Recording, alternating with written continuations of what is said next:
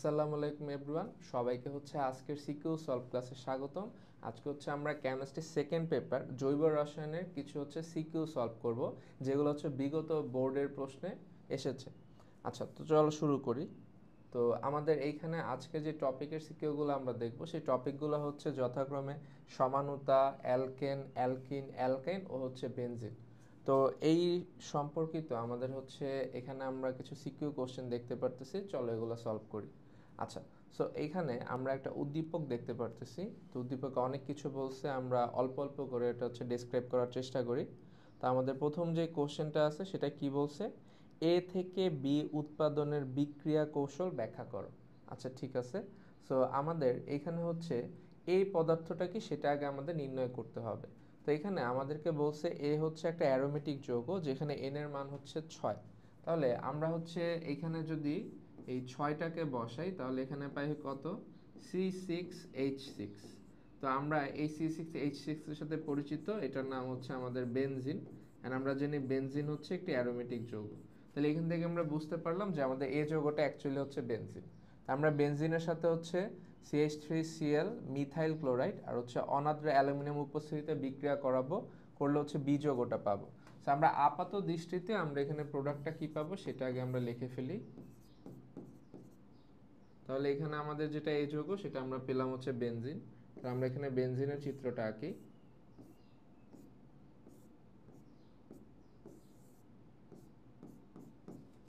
এই বেনজিন সাথে আমরা বিক্রিয়া করাচ্ছি হচ্ছে মিথাইল ক্লোরাইড আর অনাদ্র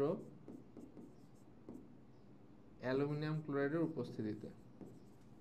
সো এতটুকু করলে আমরা এখানে যে যৌগটা পাবো সেটা হচ্ছে গিয়ে টলুইন প্লাস আমরা পাবো হচ্ছে HCl হাইড্রোক্লোরিক অ্যাসিড। আচ্ছা, সো আমাদেরকে এইখানে তাহলে হচ্ছে এইটা হচ্ছে আমাদের জন্য এ যৌগ আর এইটা হচ্ছে আমাদের জন্য বি যৌগ। তাহলে আমাদেরকে বলছে এই যে এ যৌগটা মানে হচ্ছে বেনজিন, একটা অ্যারোমেটিক যৌগ, এটা থেকে বি যৌগ টলুইনটা কিভাবে তৈরি করতে পারি এটার হচ্ছে বিক্রিয়ার ক্রিয়া কৌশলটা ব্যাখ্যা করতে বলছে। আচ্ছা, তাহলে আমরা এটা করে ফেলি।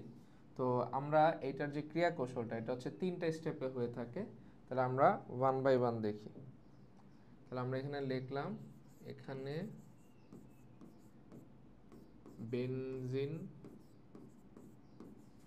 থেকে টলুইন তৈরির ক্রিয়া কৌশল ব্যাখ্যা করা হলো। আচ্ছা, তো আমাদের এইখানে প্রথম যে স্টেপটা, এটাতে আমরা বেসিক্যালি যেটা করি সেটা হচ্ছে আমরা একটা ইলেকট্রোফাইল তৈরি করি। তাহলে এখানে আমরা লিখলাম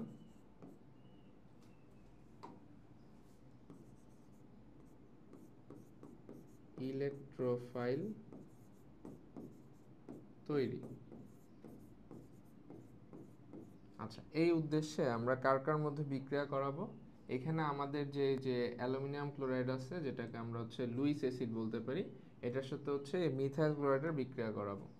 তাহলে এখানে ইলেকট্রোফাইল তৈরির জন্য আমরা হচ্ছে মিথাইল ক্লোরাইড নিব, সাথে হচ্ছে অ্যালুমিনিয়াম ক্লোরাইড নিব। নিলে এখানে যেটা হবে আমাদের হচ্ছে একটা ইলেকট্রোফাইল তৈরি হবে। কিভাবে, আমরা হচ্ছে এখানে এই CH3Clটার যদি বিষম ভাঙন করি, তাহলে এখানে আমরা পাবো হচ্ছে CH3 প্লাস আর হচ্ছে Cl মাইনাস। তাহলে এখানে CH3 প্লাসটা হচ্ছে আলাদা হয়ে যাবে, এইটাই হচ্ছে আমাদের যেই আমরা ইলেকট্রোফাইলটা খুঁজতেছি সেটা। আর এই Cl মাইনাস অ্যালুমিনিয়াম ক্লোরাইডের সাথে একটা অস্থায়ী যৌগ তৈরি করবে, যেটা হচ্ছে AlCl4 মাইনাস সন্নিবেশ বন্ধনের মাধ্যমে। ওকে, তাহলে এখানে আমরা হচ্ছে আমাদের কাঙ্ক্ষিত ইলেকট্রোফাইলটা পেয়ে গিয়েছি, যেটা হচ্ছে আমাদের মিথাইল কার্বোক্যাটায়ন। এটা হচ্ছে আমাদের ইলেকট্রোফাইল।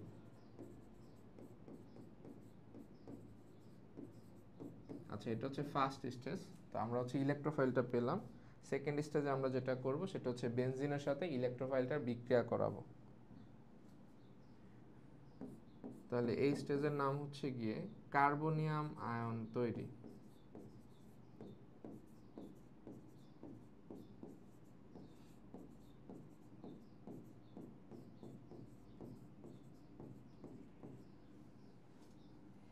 আচ্ছা, সো এখানে আমরা যেটা করব সেটা হচ্ছে বেনজিনের স্ট্রাকচারটা নিব।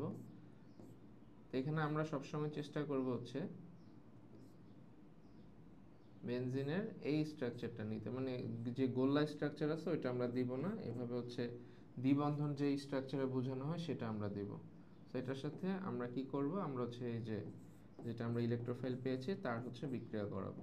তাহলে এই বিক্রিয়ায় যেটা হয় সেটা হচ্ছে গিয়ে এই CH3 প্লাসটা হচ্ছে এই হাইড্রোজেনটাকে প্রতিস্থাপন করার চেষ্টা করে। তো এটা হচ্ছে ফুললি সাকসেসফুল হয় না ফার্স্ট ফেজেই। তো এখানে একটা অস্থায়ী অবস্থা তৈরি হয়। অস্থায়ী অবস্থায় কি হয়, এইখানে যে CH3 প্লাসটা আছে তার যেহেতু প্লাস আয়ন আছে, তার মানে তার ইলেকট্রন হচ্ছে শর্টেজ আছে। তো বেনজিন রিং কি করে, বেনজিন রিং হচ্ছে তাকে ইলেকট্রন প্রোভাইড করে, প্রোভাইড করলে তার প্লাসটা চলে যায় আর সে হচ্ছে এখানে একটা বন্ড বানায় ফেলে। আর এই যে হাইড্রোজেনটা থাকে, হাইড্রোজেনটা হচ্ছে একদম সাথে সাথে সরে যায় না, এটা একটা সার্টেন টাইম হচ্ছে কার্বনিয়াম আয়নে থেকে যায়। তো এমন অবস্থায় কি বললাম, যে এখানে যে দ্বিবন্ধন যে ইলেকট্রনগুলো আছে, এখানে যে পাই ইলেকট্রন আছে, এই পাই ইলেকট্রন হচ্ছে বেনজিন রিং এই CH3 কে প্রোভাইড করে। এই কারণে এই CH3টা এখানে বন্ড করে ফেলে।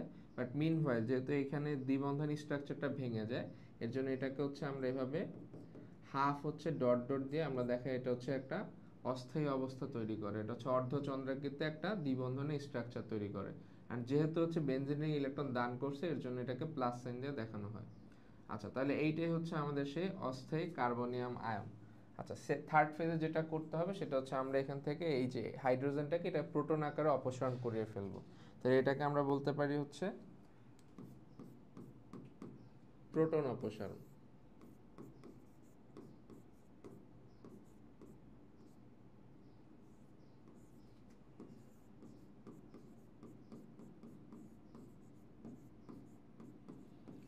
আচ্ছা, তো আমরা একটু আগে যে স্ট্রাকচারটা পেলাম এটাই আবার আমরা রিড্র করব।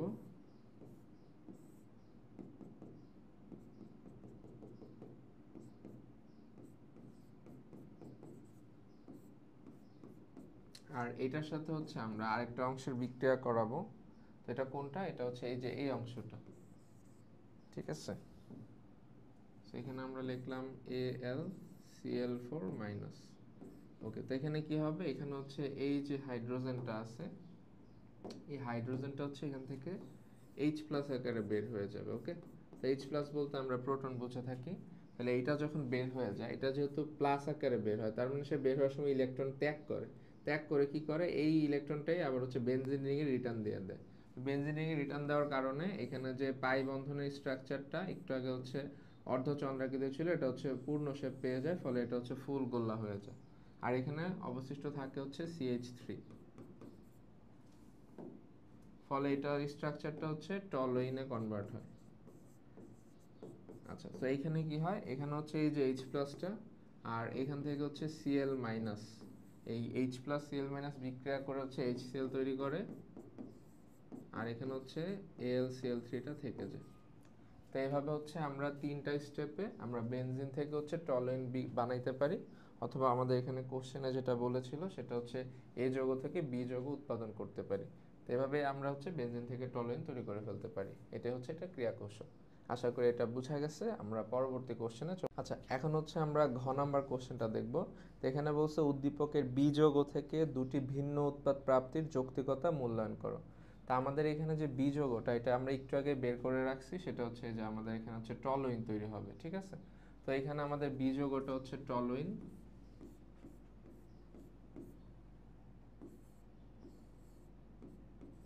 তো এখন যেটা বলছে সেটা হচ্ছে বি যৌগ থেকে দুইটা ভিন্ন উৎপাদ তৈরি হয়। তাহলে এখানে বি যৌগটা কি করছে, এটা হচ্ছে CH3Cl দিয়ে আবার হচ্ছে বিক্রিয়া করছে, এখানে হচ্ছে অ্যালকাইলেশন করছে, করলে দুইটা উৎপাদ ডি আর ই তৈরি হয়েছে। তো ডি আর ইটা কি হবে আমরা যদি একটু দেখি, এখানে ডিটা বেসিক্যালি যেটা হবে, এইখান থেকে যে CH3 প্লাস মূলকটা আছে সে হচ্ছে গিয়ে এখানে হচ্ছে 4 নাম্বার যে কার্বন আছে সেখানে যে বসে যাবে, ঠিক আছে। কেন বসবে, কারণ এই CH3 যে মূলকটা আছে এই মূলকটা হচ্ছে অর্থ প্যারা নির্দেশক, অর্থ প্যারা নির্দেশক গ্রুপ। তাহলে অর্থ প্যারা পজিশন কত, 2 4 6। সো এখানে সে হচ্ছে প্রথমে যে CH3টা যায় তাকে হচ্ছে সে কি করে 4 নাম্বার কার্বনে পাঠিয়ে দেয়। ওকে, তাহলে এটা হচ্ছে প্যারা পজিশনে আর কি এসে বসছে। আর পরবর্তীতে যেটা হয় সেটা হচ্ছে কি আবার কি করে, অর্থ পজিশনে পাঠায়। তো অর্থ পজিশন কয় নাম্বার আছে? অর্থ পজিশন আছে 2 আর হচ্ছে 6 আছে, সো এখানে হচ্ছে 2 এ পাঠাইলো।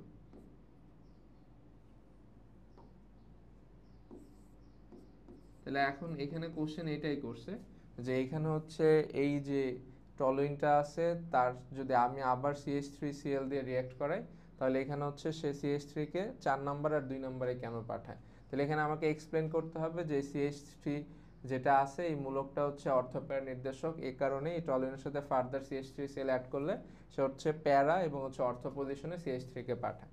তো এখন এই যে CH3টা অর্থপ্যারা নির্দেশক, এটা প্রুফ করতে হলে আমাদেরকে এই টলুইনটার রেজোন্যান্স স্ট্রাকচার ব্যাখ্যা করতে হবে। রেজোন্যান্স স্ট্রাকচার ব্যাখ্যা করলে আমরা দেখতে পারবো যেটা হচ্ছে অর্থপ্যারা নির্দেশক গ্রুপ, বা এটা কেন হয় সেটা আমরা বুঝতে পারবো। তাহলে এই জন্য আমরা কি করব, আমরা হচ্ছে বি যৌগ বা টলুইন এটা হচ্ছে রেজোন্যান্স করব। রেজোন্যান্স করে তারপর দেখবো এটা হচ্ছে অর্থপ্যারা নির্দেশক। অর্থপ্যারা নির্দেশক হওয়াতেই পরবর্তীতে আমি যাই অ্যাড করতেছি না কেন ইলেকট্রোফাইল, তার হচ্ছে প্যারা এবং হচ্ছে অর্থ পজিশনে যে অ্যাড হচ্ছে, এর জন্য দুই ধরনের স্ট্রাকচার তৈরি হচ্ছে। এটার মধ্যে এই প্যারা পজিশনের যে স্ট্রাকচারটা এটা হচ্ছে মেজরিটি তৈরি হয়, আর অর্থ পজিশন যে স্ট্রাকচার এটা হচ্ছে মাইনরিটি কোয়ান্টিটিতে তৈরি হয়। আচ্ছা, সো চলো আমরা এটা হচ্ছে রেজোনেন্সটা দেখে ফেলি।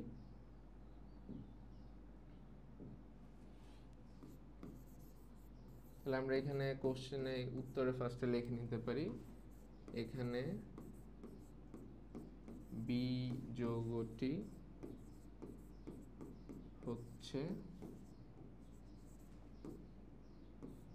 এটা ডিরেক্ট লিখে দিলাম, এই যৌগটা টলুইন।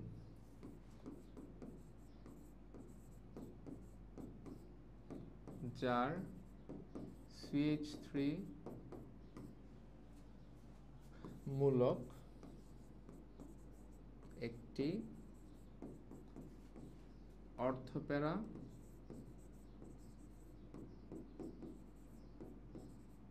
নির্দেশক, এজন্য এর সাথে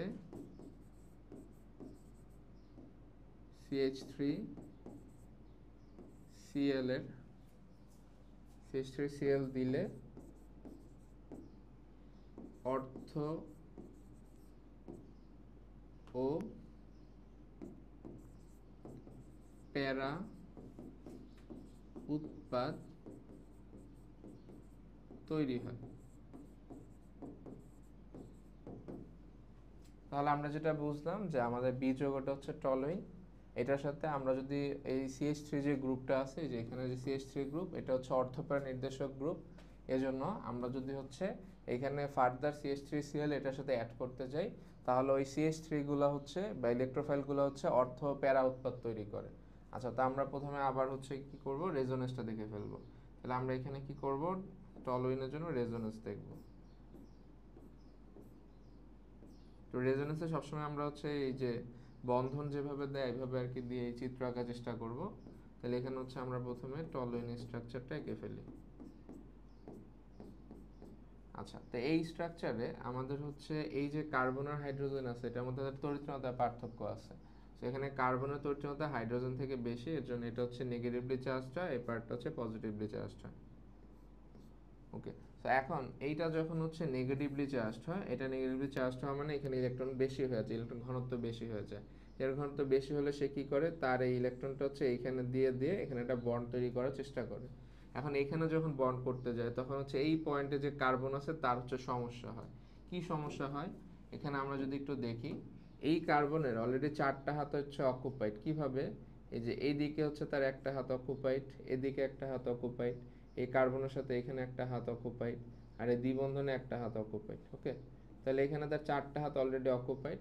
এই অবস্থায় যদি এখানে এই কার্বনটা হচ্ছে আরেকটা বন্ড এখানে করতে যায়, এই কার্বনের হাত হয়ে যাবে হচ্ছে 5টা। এখন এই কার্বন তো 5টা হাত তো আর এফোর্ড করতে পারবে না, এর জন্য সে কি করে, এই নতুন বন্ধনটা করার কারণ করতে চায়, এজন্য হচ্ছে সে পুরাতন এই যে বন্ধনটা আছে এটাকে হচ্ছে সে কি করে এখান থেকে হচ্ছে বের করে দেয়। তাহলে সে পুরাতন বন্ধনটা এখান থেকে বের করে হচ্ছে এইখানে পাঠিয়ে দেয়। ঠিক আছে, এই নতুন বন্ধনটা আসার জন্য সে হচ্ছে পুরাতনটা কি বাইরে বের করে দেয়। তো বাইরে বের করে দিলে পরের স্ট্রাকচারটা কি হবে, তা আমরা সবসময় যেটা করব সেটা হচ্ছে এই যে যেই দুইটা পয়েন্টে অ্যারো আছে এইটা বাদ দিয়ে বাকি অংশটুকু আগে এঁকে ফেলবো। তাহলে আমরা বাকি অংশটুকু আগে আঁকি। তাহলে এইখানে এখানে হচ্ছে অ্যারো নাই, তাহলে এই পার্টটা আমরা রেখে ফেললাম। এর পরবর্তীতে আমরা হচ্ছে অ্যারোর কাজ করব। ওকে, তাহলে এইখানে ইলেকট্রন ছিল, ইলেকট্রনটা এখানে আসবে, ফলে এখানে দুইটা বন্ড হবে, তাহলে আমরা এখানে দুইটা দাগ দিয়ে দিলাম। আর এখানে হচ্ছে বন্ড যেহেতু হয়ে গেছে, তাহলে মাইনাসটার দেওয়ার দরকার নেই, আমরা এখানে সি লিখলাম। আর এটা হচ্ছে এই প্লাস আকারে আছে, সেটা প্লাস আকারেই থাক। আর এগুলা যেরকম আছে এরকমই রেখে দিব আমরা। আচ্ছা, এবার হচ্ছে আমরা হচ্ছে এই ইয়ার কাজ করব, অ্যারোর কাজ করব। তাহলে এখানে অ্যারোর কাজ একটা অলরেডি করে ফেলছি, সেটা কি, এই যে এখানে ইলেকট্রনটা এখানে আসছে, ফলে এখানে একটা বন্ড হয়েছে। আর এই বন্ডটা এখান থেকে যখন বের হবে তখন এখানে হচ্ছে ইলেকট্রন প্রডিউস করবে। তা আমরা জানি একটা পাই বন্ডে দুইটা ইলেকট্রন থাকে, এটা আমরা এভাবে প্রকাশ করি, দুইটা ইলেকট্রনের জন্য ডট আর হচ্ছে একটা দাগ। আচ্ছা, পরবর্তীতে কি হয়, পরবর্তীতে হচ্ছে এইখানে যে এই যে ইলেকট্রনগুলো বাইরে আছে, এটা হচ্ছে সামনে পুশ হয়, পুশ হয়ে এই ভিতরে এখানে বন্ধন করার চেষ্টা করে। এখন যখন এইখানে বন্ধন করতে যায় তখন আবার এই কার্বনের হচ্ছে সমস্যা হয়। এই কার্বনে কি প্রবলেম, এই কার্বনে অলরেডি 4টা হাত অকুপাইড, যখন হচ্ছে এখানে বন্ড হয় আবার সেম এটা হচ্ছে 5টা হচ্ছে হাত হয়ে যায়। 5টা হাত যাতে না হয় এর জন্য সে কি করে, এই নতুন বন্ধনটা তৈরি করার জন্য এই পুরাতন বন্ধনটাকে আবার ঘাড় ধাক্কা দিয়ে বের করে দেয়। আচ্ছা, তাহলে পরের চিত্রটা কিরকম হবে, আবার সেম কথা, আমরা হচ্ছে গিয়ে যেখানে যেখানে হচ্ছে অ্যারোর সাইন নাই সেই পার্টটুকু আগে ড্র করব। তাহলে আমরা ওই পার্টটা আগে ড্র করে ফেলি। তাহলে এখানে অ্যারো সাইন নাই আর এই পার্টে কিছু নাই, সো আমরা এগুলো আঁকিয়ে ফেলি।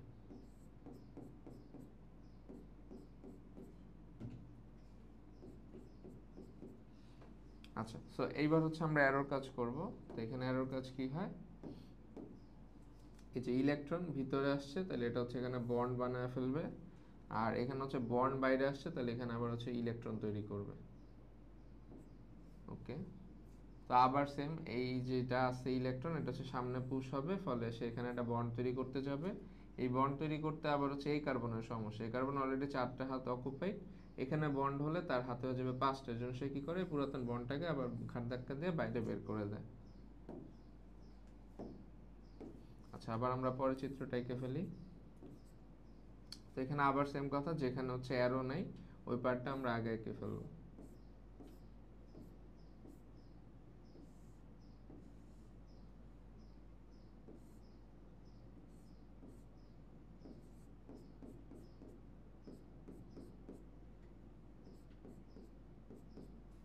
ওকে, এখন হচ্ছে আমরা এরর কাজ করব। এই ইলেকট্রনটা ভিতরে গেলে এখানে হচ্ছে একটা বন্ড প্রডিউস করবে, আর এইখানের যেটা হচ্ছে বন্ড আছে এটা বাইরে আসলে হচ্ছে ইলেকট্রন প্রডিউস করবে।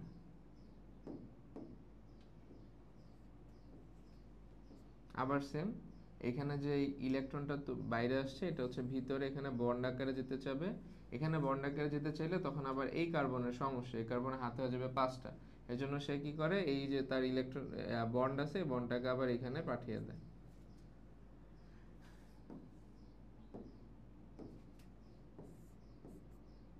তো বন্ডটাকে এখানে পাঠাইলে কি হয়, আচ্ছা, সো এখানে আবার সেম, যেখানে যেখানে অ্যারো নেই এই পার্টটা আগে আঁকলাম। এখন হচ্ছে আমরা এই অ্যারোর কাজ করি। এখানে ইলেকট্রন ভিতরে গেল, তাহলে এখানে একটা বন্ড হলো, আর এখানে হচ্ছে বন্ড হচ্ছে এখানে গেল ইলেকট্রন আকারে, ফলে এটা আবার আগের মতো কার্বন আর হাইড্রোজেনের মধ্যে বন্ড তৈরি করে ফেললো।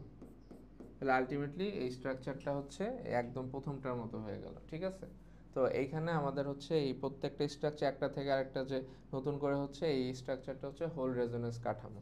তো এইখানে আমাদের যদি একটু আমরা একটু ভালোভাবে খেয়াল করি, এখানে 3টা পজিশনে ইলেকট্রন হচ্ছে বাইরে আসছে। ঠিক আছে, 3টা পজিশন কোথায় কোথায়, এই যে এইটা একটা পজিশন, তারপর হচ্ছে এইটা একটা পজিশন, আর হচ্ছে এটা একটা পজিশন। এগুলোকে আমরা যদি কার্বন নাম্বার দিয়ে জাজ করি, তাহলে আমরা বলতে পারি এটা ধরো আমাদের 2 নাম্বার কার্বন, এটা হচ্ছে আমাদের 4 নাম্বার কার্বন, এটা হচ্ছে আমাদের 6 নাম্বার কার্বন। তাহলে আমরা কি বলতে পারি, এই রেজোন্যান্স স্ট্রাকচারের 2 নাম্বার কার্বন, 4 নাম্বার কার্বন এবং 6 নাম্বার কার্বনে ইলেকট্রনটা বাইরে হচ্ছে দৃশ্যমান আছে। সো এখানে যদি ফার্দার আমরা কোনো কিছু অ্যাড করি, লাইক এখানে আমরা যেটা করেছি,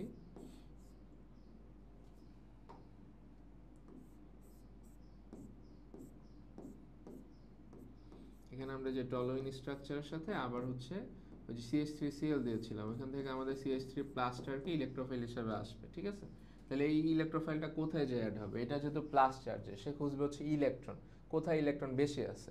তাহলে এই ইলেকট্রোফাইলটা কি করবে, সে হচ্ছে এই পুরো স্ট্রাকচার আমরা দেখবে 2 নাম্বার বা 4 নাম্বার বা 6 নাম্বার, এখানে ইলেকট্রনটা সবচেয়ে বেশি আছে। এর জন্য সে কি করবে, সে হয় এই 2 অ্যাড হবে, না হলে 4 অ্যাড হবে, না হলে হচ্ছে 6 অ্যাড হবে। তাহলে সে যেটা করে, সে হচ্ছে এই পজিশনগুলোকে বেছে এখানে আর কি অ্যাড হয়ে যায়।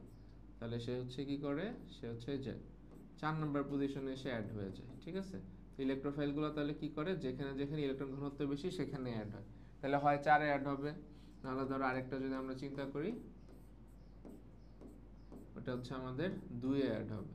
ঠিক আছে, সো আমাদের যখন 2 অ্যাড হইছে, এটা হচ্ছে আমাদের অর্থ পজিশনে অ্যাড হইছে। আর যখন হচ্ছে 4 অ্যাড হইছে, তখন হচ্ছে আমাদের প্যারা পজিশনে অ্যাড হইছে। তাহলে আমরা কি বলতে পারি, এই যে নির্দেশক গ্রুপটা আছে CH3, সে হচ্ছে অর্থপ্যারা নির্দেশক গ্রুপ। তাই আমরা ফার্দার যখন হচ্ছে কোনো ইলেকট্রোফাইল অ্যাড করতেছি, যেখানে যেখানে ইলেকট্রন ঘনত্ব রেজোন্যান্সের কারণে বাড়ছে 2 4 6 পজিশন, সেখানেই হচ্ছে যে ওই ইলেকট্রোফাইলগুলো অ্যাড হচ্ছে। তো 4 অ্যাড হলে হচ্ছে আমাদের প্যারা উৎপাদ তৈরি হচ্ছে, আর 2 অ্যাড হলে আমাদের হচ্ছে অর্থ উৎপাদ তৈরি হচ্ছে। সো আমাদের কোশ্চেন কিন্তু এইটাই ছিল, কি ছিল, যে আমাদের এইখানে যে হচ্ছে বি যৌগটা আছে মানে হচ্ছে টলুইন, এই টলুইনটা যখন আবার হচ্ছে এখানে CH3Cl দিয়ে বিক্রিয়া করানো হয়, তো এখান থেকে আমাদের ইলেকট্রোফাইলটা বের হয়। ইলেকট্রোফাইলটা যে এখানে দুই ধরনের যৌগ তৈরি করে, একটা জায়গা হচ্ছে CH3 4 অ্যাড হয়, মানে এখানে হচ্ছে প্যারা উৎপাদ তৈরি করে, আর এটা হচ্ছে আমাদের 2 অ্যাড হয়, যেটা হচ্ছে অর্থ উৎপাদ তৈরি করে। তাহলে এটা রেজোন্যান্স স্ট্রাকচারের কারণেই এই CH3 স্ট্রাকচারটা অর্থোপাই নির্দেশক দেখেই এটা ফার্দার যখন ইলেকট্রোফাইল অ্যাড হয়, তখন একবার হচ্ছে প্যারা পজিশনে, একবার অর্থ পজিশনে, মানে অর্থপ্যারা পজিশনে অ্যাড হয়ে দুই ধরনের উৎপাদ তৈরি করতে পারে। তাহলে এইটাই আর কি এই কোশ্চেনের উত্তর, উদ্দীপকের বি যৌগ থেকে দুইটা ভিন্ন উৎপাদ আমরা কেন পেলাম। আচ্ছা, এটাকে যদি আমরা একটু ডেসক্রাইব করার চেষ্টা করি, তাহলে আমরা এখানে শর্ট একটু লিখে দিই। এখানে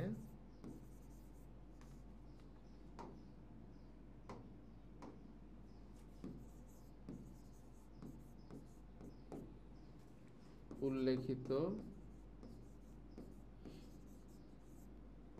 কাঠামো গুলোতে 2, 4, 6 পজিশনে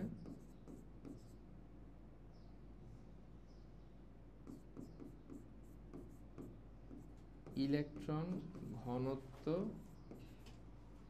বৃদ্ধি পায়।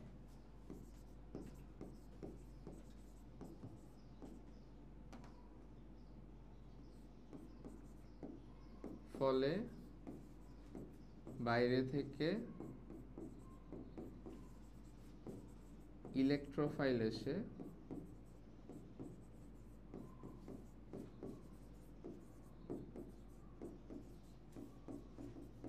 2, 4, 6 অবস্থানে যুক্ত হয়,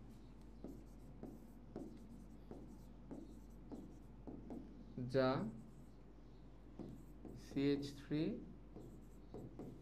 মূলকের অর্থ প্যারা নির্দেশক হওয়া প্রমাণ করে।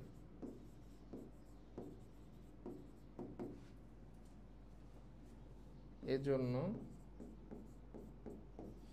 বি যৌগে CH3+ ইলেকট্রোফাইল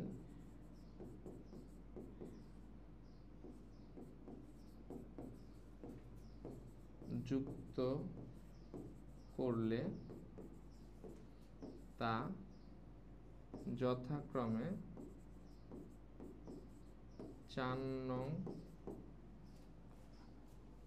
কার্বন ও 2 নং কার্বনে যুক্ত হয়ে প্যারা মিথাইল টলুইন ডি ও অর্থ মিথাইল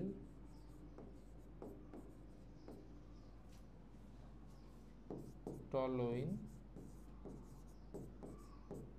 ই যৌগ তৈরি করে।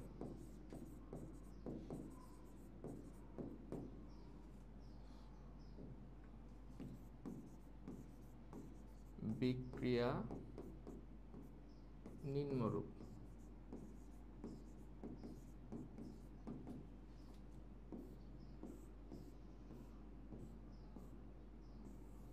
এখানে ছিল আমাদের টলুইন, এখানে আমরা হচ্ছে CH3Cl অ্যাড করছি অনার্দ্র অ্যালুমিনিয়াম ক্লোরাইডের উপস্থিতিতে।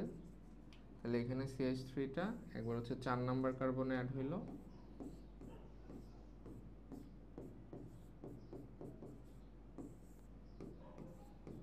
ফলে আমাদের তৈরি হইলো হচ্ছে প্যারা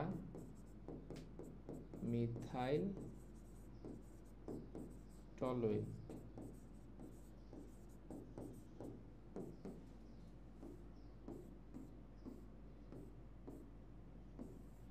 আর আরেকবার হচ্ছে অর্থ পজিশনে অ্যাড হইল, ফলে আমাদের তৈরি হলো হচ্ছে অর্থ মিথাইল টলুইন।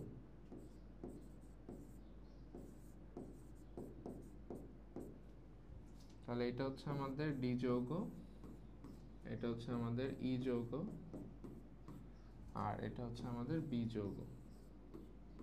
এইভাবে আমরা বি থেকে ডি আর ই দুইটা আলাদা আলাদা উৎপাদ পেয়ে থাকি।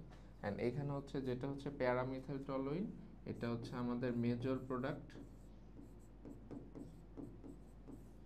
আর যেটা হচ্ছে অর্থমিথাইল টলুইন এটা হচ্ছে আমাদের মাইনর প্রোডাক্ট। মানে এটা হচ্ছে বেশি তৈরি হয়ে থাকে, এটা হচ্ছে কম তৈরি হয়ে থাকে।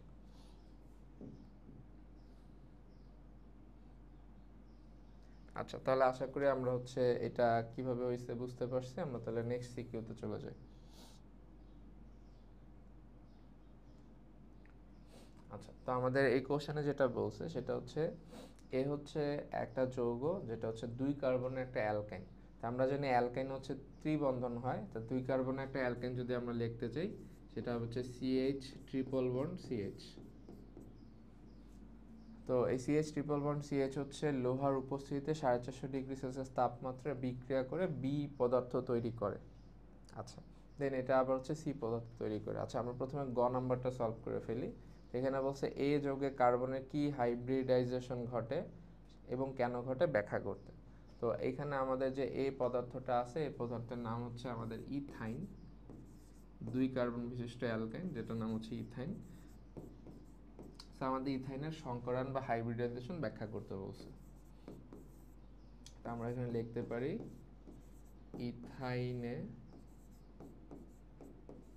sp সংকরায়ন ঘটে।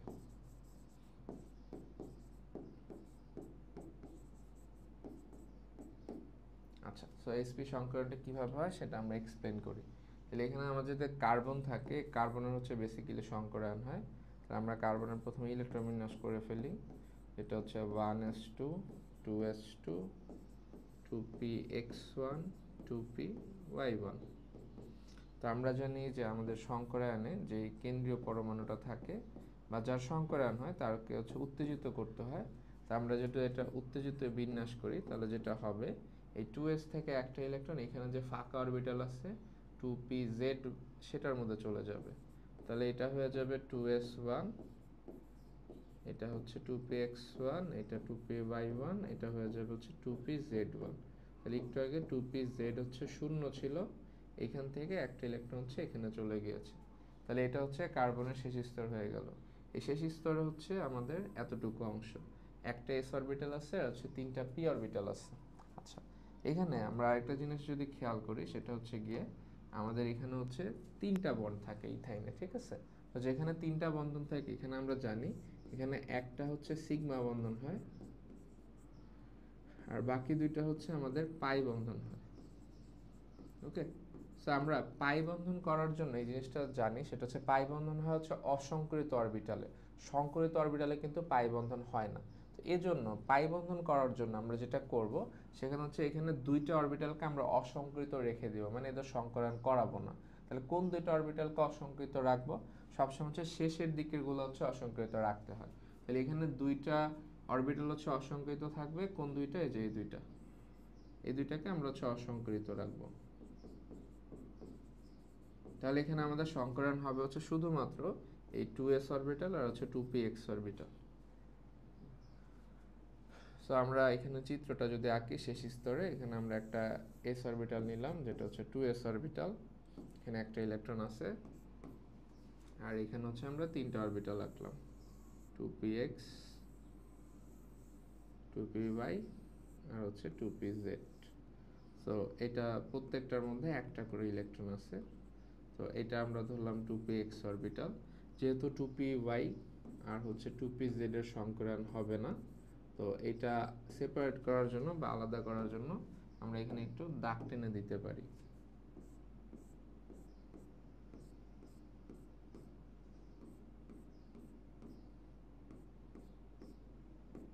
ওকে, হয়ে গেল। এখন হচ্ছে আমরা সংকরণটা করে ফেলবো। এখানে আমরা আগে যেটা বলেছি, এখানে হচ্ছে s আর p অরবিটালের সংকরণ হবে। তাহলে একটা s একটা p সংকরিত হয়ে নতুন দুইটা sp অরবিটাল তৈরি করবে।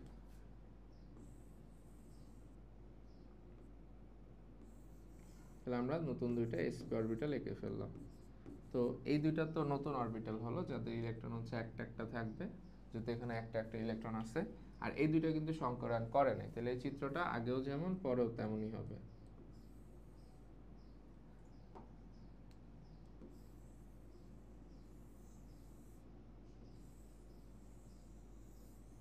তাহলে এগুলো হচ্ছে আমাদের 2p/2pz অরবিটাল, যেগুলো হচ্ছে আমাদের অসংকরিত রয়েছে।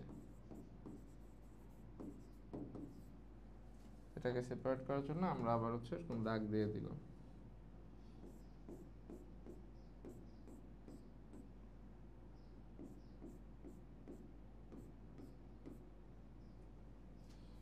আচ্ছা, তো এখন হচ্ছে আমরা এইখানে যে স্ট্রাকচারটা পেলাম, এটা হচ্ছে একটা কার্বনের সংকরিত চিত্র। তো আমরা যদি এখানে ইথাইনটা দেখি, এখানে কিন্তু দুইটা কার্বন আছে।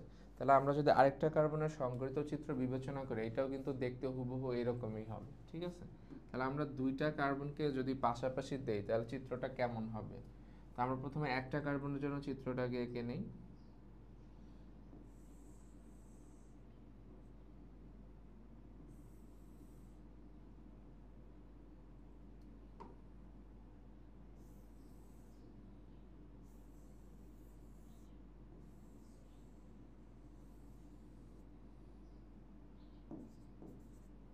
এগুলো হচ্ছে সংকরিত অরবিটালগুলো, এগুলো হচ্ছে অসংকরিত অরবিটালগুলো।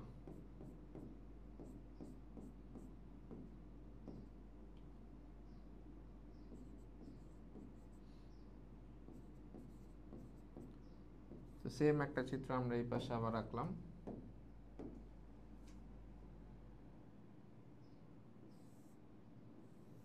রাখলে যেটা হবে, এই পাশে যে কার্বনটা আছে তার একটা সংকরিত sp অরবিটাল, আর হচ্ছে এইখানে একটা সংকরিত sp অরবিটাল।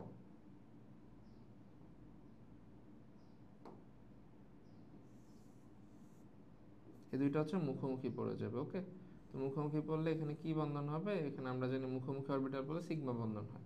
তাহলে এইখানে এই পাশের কার্বনের একটা sp অরবিটাল সংকরিত, এই পাশের কার্বনের একটা sp অরবিটাল, দুটো মুখোমুখি পড়ে এখানে হচ্ছে একটা সিগমা বন্ধন তৈরি করে ফেলে।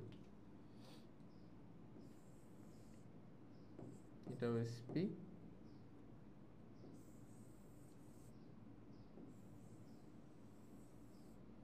এগুলো সেম আগের মতো 2p/2pz।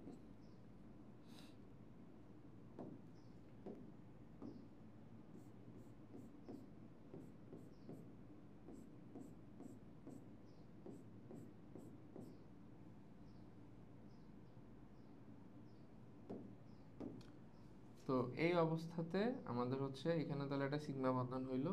আমরা যদি এখন ইথাইনের চিত্রটাকে এখানে আবার একটু দেখার চেষ্টা করি, এখানে কার্বন কার্বনের মধ্যে ট্রিপল বন্ড ছিল, এখানে একটা হাইড্রোজেন, এগুলো সব হচ্ছে একক বন্ধন। তা আমরা যদি একক বন্ধনগুলো সব সিগমা হয়, তাহলে আমরা কি করব? এই পাশে একটা হাইড্রোজেন অ্যাড করে দিব। তাহলে এখানে হাইড্রোজেনের s অরবিটাল, এটার মধ্যে একটা সিগমা বন্ধন হবে। আবার এই পাশে একটা হাইড্রোজেন অ্যাড করে দিব, হাইড্রোজেনে একটা ইলেকট্রন আর কার্বনে একটা ইলেকট্রন, এখানে একটা সিগমা বন্ধন হবে। তাহলে আমাদের এই বন্ধনটা হয়ে গেল, এটা হয়ে গেল, এটা হয়ে গেল, বাকি হলো দুইটা পাই যে বন্ধন আছে সেটা। তো এখন পাই বন্ধন হয় কিভাবে, দুইটা অরবিটাল পাশাপাশি বা সমান্তরাল থাকলে যে বন্ধন হয় ওটা হচ্ছে আমাদের পাই বন্ধন। তাহলে এখানে আমরা দেখো 2pz এই দুইটা পাশাপাশি পড়ে, তাহলে এদের মধ্যে হচ্ছে পাই বন্ধন হয়। আবার এই যে 2py এই দুইটা হচ্ছে পাশাপাশি সমান্তরালে পড়ে, তাহলে এদের মধ্যে হচ্ছে আমাদের পাই বন্ধন হবে। তাহলে এখানে এই হচ্ছে দুইটা পাই বন্ধন হয়ে গেল, তাহলে এই যে এই দুইটাও আমাদের হয়ে গেল। ঠিক আছে, তাহলে এইটাই হচ্ছে আমাদের ইথাইনের সংকরিত চিত্র।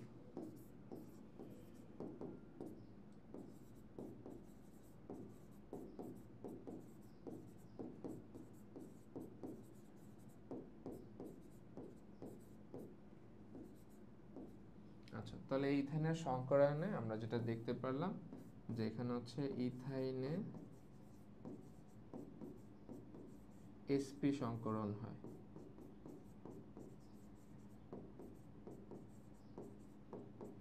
আর এখানে হচ্ছে আমাদের কার্বন কার্বন বন্ধন কোণটা হয় হচ্ছে 180 ডিগ্রি, বা আমরা তো এখানে লিখতে পারি sp বন্ধন কোণ 180 ডিগ্রি। সো আমাদের কোশ্চেনে এটাই ছিল যে আমাদের হচ্ছে ইথাইনের সংকরায়নটা ব্যাখ্যা করো। তো আমরা তাহলে এখানে হচ্ছে ইথাইনের সংকরায়নটা ব্যাখ্যা করে দেখলাম। এখানে ইথাইন হচ্ছে sp সংকরায়ন আসে, আর চিত্রটা হচ্ছে এরকম। তাহলে আমাদের এই কোশ্চেনটা এখানেই শেষ। আমরা তাহলে নেক্সট কোশ্চেনটা দেখি। নেক্সট কোশ্চেনে কি বলছে, বি থেকে সি যৌগ রূপান্তরের কৌশলটি বিশ্লেষণ করো। আচ্ছা, এখন তাহলে আমরা বি যৌগ কোনটা, সি যৌগ কোনটা সেটা আইডেন্টিফাই করে ফেলি। তাহলে এখানে আমরা একটু দেখিয়ে নিই। এখানে আমরা এটা পাইলাম হচ্ছে ইথাইন। তা আমরা যদি এখানে 3 মোল ইথাইন নেই, তাহলে এখানে আমাদের যেই লোহার উপস্থিতিতে 450 ডিগ্রি সেলসিয়াস তাপমাত্রায় যে যৌগটা তৈরি হবে ওটা হবে বেসিক্যালি হচ্ছে বেনজিন। ঠিক আছে, তাহলে এখানে হচ্ছে বেনজিন তৈরি হইলো। এই বেনজিনকে আমরা যদি নাইট্রিক অ্যাসিড দিয়ে H2SO উপস্থিতিতে 60 ডিগ্রি সেলসিয়াস তাপমাত্রা নাইট্রেশন করি, তাহলে এখানে আমাদের তৈরি হবে বেসিক্যালি হচ্ছে নাইট্রোবেনজিন।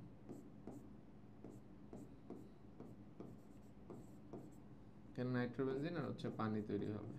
তো আমাদের কোশ্চেন তাহলে এইটাই যে আমরা বেনজিন থেকে কিভাবে নাইট্রোবেনজিন তৈরি করব। তো আমাদের অ্যাকচুয়ালি নাইট্রেশন যে প্রক্রিয়াটা আছে সেটাকে ডেসক্রাইব করতে বলছে। তো চলো এটা করে ফেলি আমরা।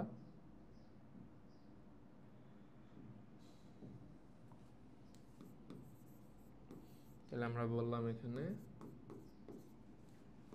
বি হচ্ছে বেনজিন ও সি হচ্ছে নাইট্রোবেনজিন।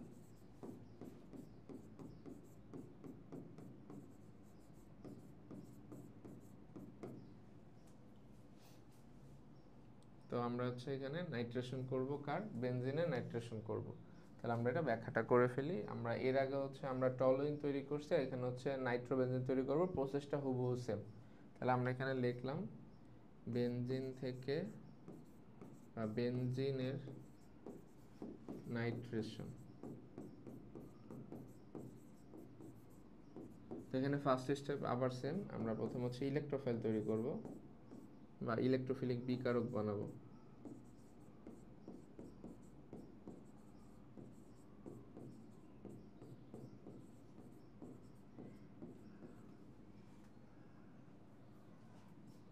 তো আমরা এখানে ইলেকট্রোফাইলটা কি পাবো, আমরা হচ্ছে এখানে আমাদের যে হচ্ছে নাইট্রিক অ্যাসিড আছে, গাঢ় নাইট্রিক অ্যাসিড, এটার সাথে হচ্ছে গাঢ় H2SO4 বিক্রিয়া করাবো।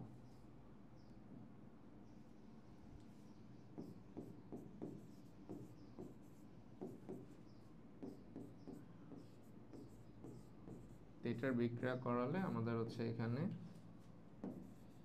NO2 প্লাস তৈরি হবে, H3O প্লাস তৈরি হবে, আর হচ্ছে HSO4 মাইনাস তৈরি হবে।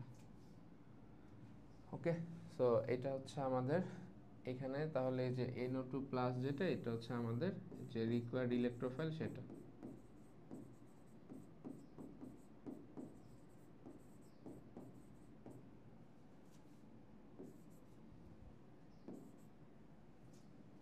আচ্ছা, সো এখানে আমরা হচ্ছে NO2টাকে ইলেকট্রোফিল হিসেবে পেলাম।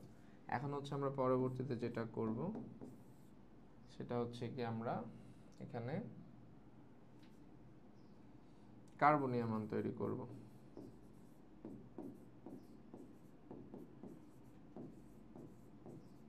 তো কার্বনিয়াম আয়ন কিভাবে তৈরি করে, বেনজিনের সাথে যে ইলেকট্রোফাইলটা আমরা পেলাম এটার বিক্রিয়া করে দিব।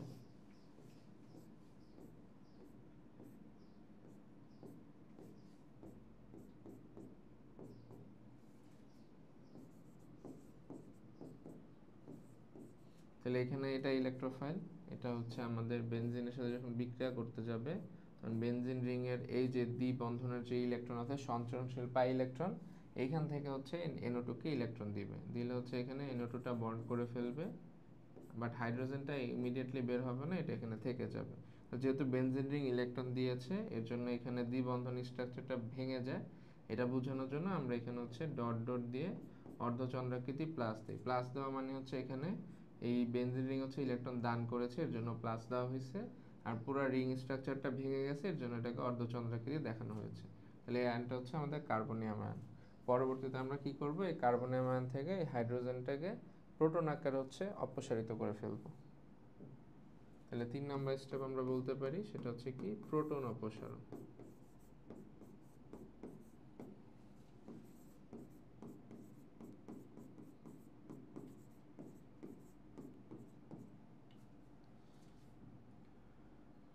সো প্রোটন অপসারণটা আমরা কিভাবে করি, আমরা হচ্ছে একটু আগে স্ট্রাকচারটা আবার লিখব।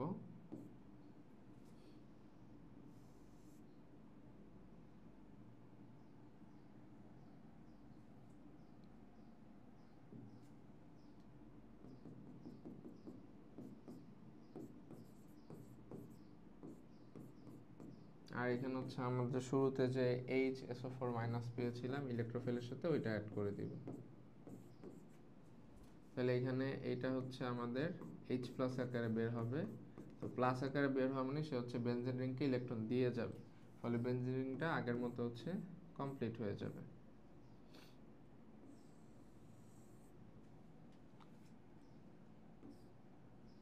আর NO2 টা হচ্ছে উপরে বসে যাবে, আর এই HSO4- আর এখানে H প্লাস মিলে আমাদের হচ্ছে H2SO4 তৈরি করবে।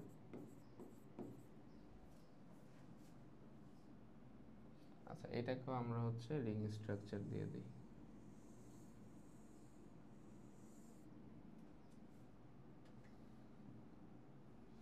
আচ্ছা, তো এর সাথে আমাদের এখানে হচ্ছে নাইট্রোবেনজিন তৈরি হয়ে গেল।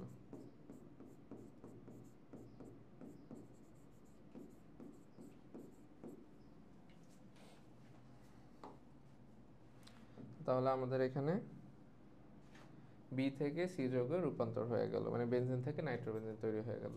আমরা তাহলে পরবর্তী সিকিউতে চলে যাই। আচ্ছা, এখানে বলেছে যে উদ্দীপকের কোন বিক্রিয়াটি পলিমারকরণ সেটা হচ্ছে ব্যাখ্যা করো। তো এইখানে আমরা হচ্ছে যেটা আমরা একটু আগে এটা দেখে আসছি, এটা হচ্ছে আমাদের ইথাইন। তো আমরা যদি 3 মোল ইথাইন নেই বা 3 অণু ইথাইন নেই তখন এখানে হচ্ছে বেনজিন তৈরি হয়। সো বেসিক্যালি এই যে আমাদের এ থেকে বি তৈরির যে প্রক্রিয়া, এইটাই হচ্ছে আমাদের পলিমারকরণ, ঠিক আছে। সো এটা আমরা কিভাবে ব্যাখ্যা করতে পারি, আমরা বিক্রিয়াটা আগে দেখাই। তাহলে এখানে হচ্ছে 3 মোল ইথাইন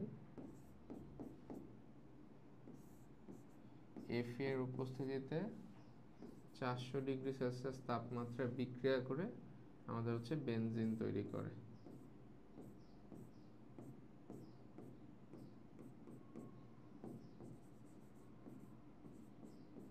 তাহলে এখানে কি হচ্ছে, এই যে ইথাইনটা আমাদের জন্য হচ্ছে মনোমার।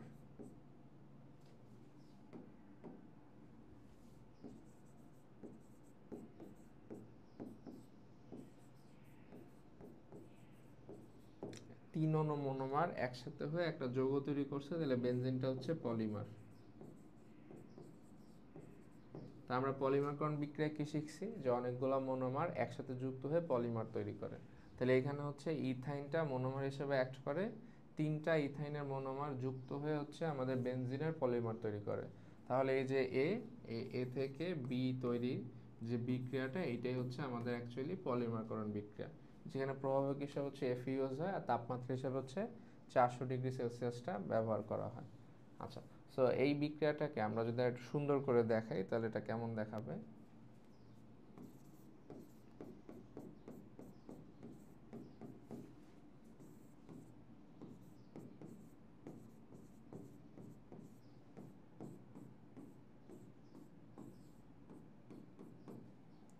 তো এই 3 অণু যে ইথাইন আছে এটাকে আমরা এইভাবে দেখাইতে পারি।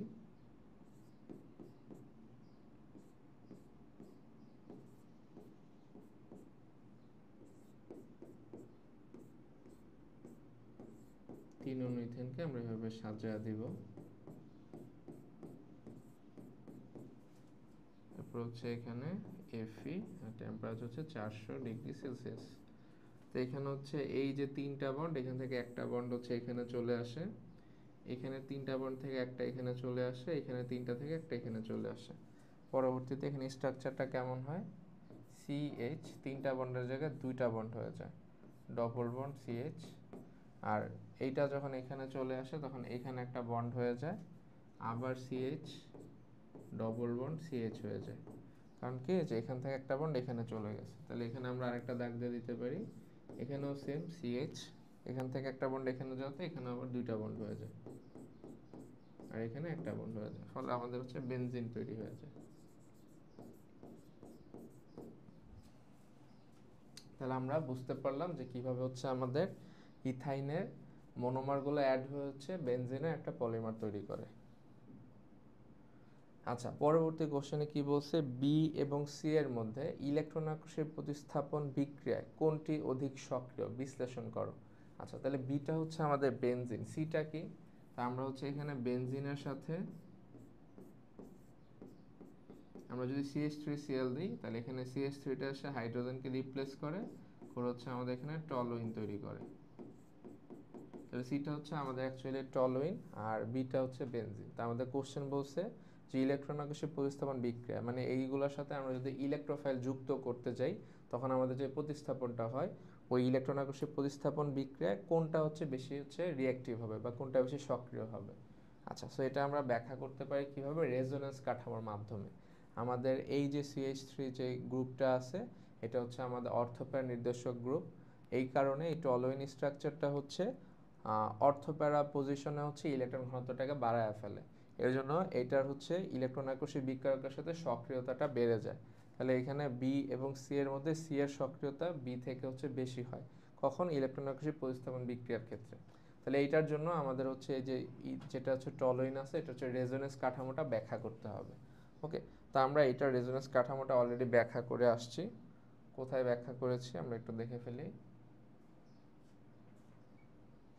এই যে আমরা হচ্ছে এইখানে হচ্ছে টলুইনের রেজোনেন্স কাঠামোটা অলরেডি ব্যাখ্যা করেছি।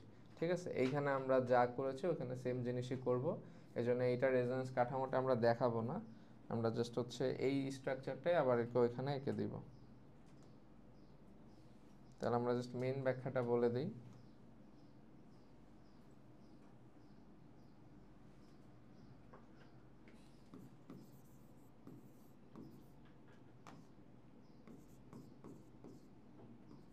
এখানে বি হচ্ছে বেনজিন,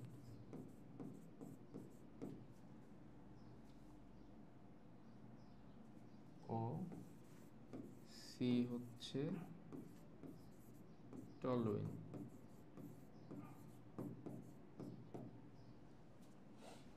এদের মধ্যে সি এর ইলেকট্রন আকর্ষী প্রতিস্থাপন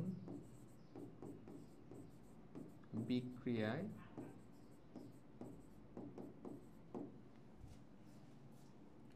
সক্রিয়তা বেশি।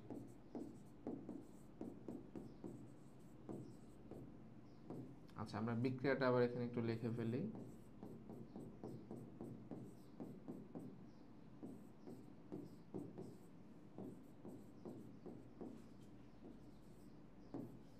এখানে আমাদের হচ্ছে বিটা হচ্ছে বেনজিন,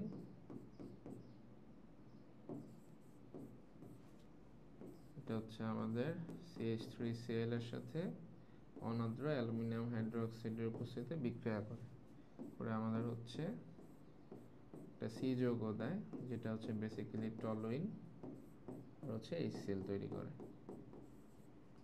ওকে, তাহলে এখানে আমাদের হচ্ছে সি যৌগটার হচ্ছে ইলেকট্রন আকর্ষণ প্রস্থান বিক্রিয়ার সক্রিয়তা বি যৌগ থেকে বেশি। রিজন কি? রিজন হচ্ছে রেজোনেন্স। তাহলে আমরা এখানে যেটা করব, এখানে হচ্ছে প্রথমে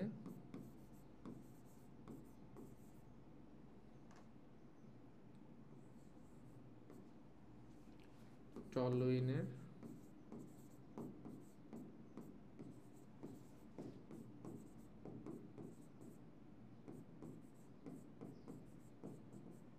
রেজোনেন্সের চিত্র আঁকবো।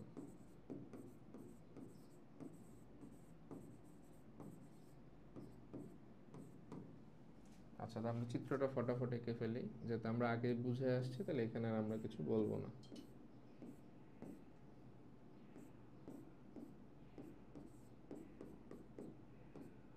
তোমরা আরেকবার দেখে নাও, তাহলে তোমাদের ওভারভিউ হয়ে যাবে। তাহলে এখানে কি হবে, এই যে কার্বন আর হাইড্রোজেনের মধ্যে এটা হবে মাইনাস, এটা হবে প্লাস। এখান থেকে ইলেকট্রন এখানে আসার চেষ্টা করবে এখানে বন্ড তৈরি করতে, এখান থেকে আবার বন্ডটা হচ্ছে বাইরে বের হয়ে যাবে।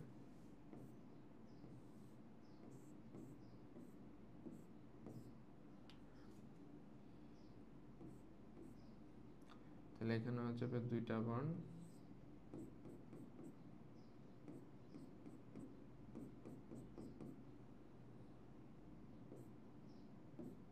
এটা বাইরে হলে হয়ে যাবে ইলেকট্রন, এটা আবার এখানে যাবে, এটা তখন এখান থেকে বের হয়ে যাবে।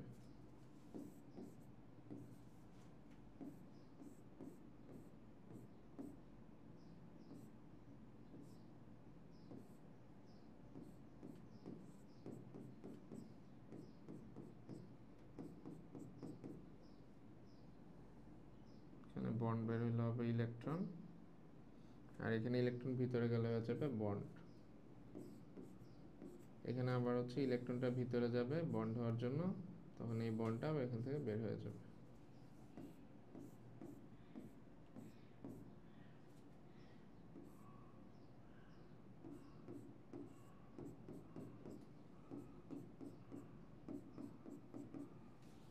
আচ্ছা, এখানে ইলেকট্রনটা ভিতরে গেলে হয়ে যাবে বন্ড, আর বন্ডটা বাইরে আসলে হবে হচ্ছে ইলেকট্রন। আবার এটা হচ্ছে এখানে যাবে বন্ড আকারে, তখন এটা আবার আগের অবস্থায় চলে আসবে।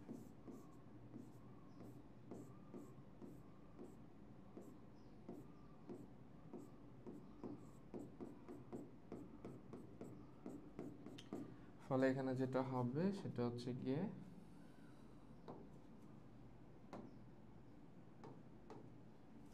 এই 2 নাম্বার অবস্থান, এই 4 নাম্বার অবস্থান আর হচ্ছে 6 নাম্বার অবস্থানে ইলেকট্রন ঘনত্বটা বেড়ে যাবে। তাহলে আমরা এখানে বলতে পারি এখানে 2,4,6 অবস্থানে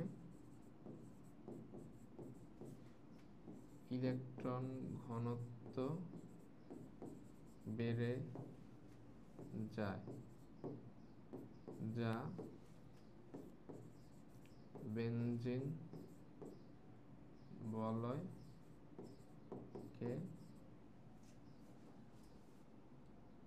সক্রিয়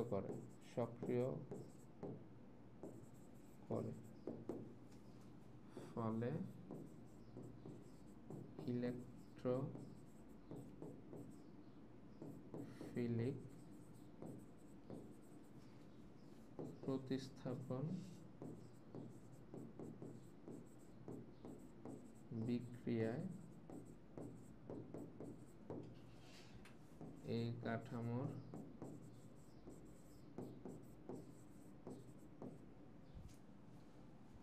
সক্রিয়তা বৃদ্ধি পায়।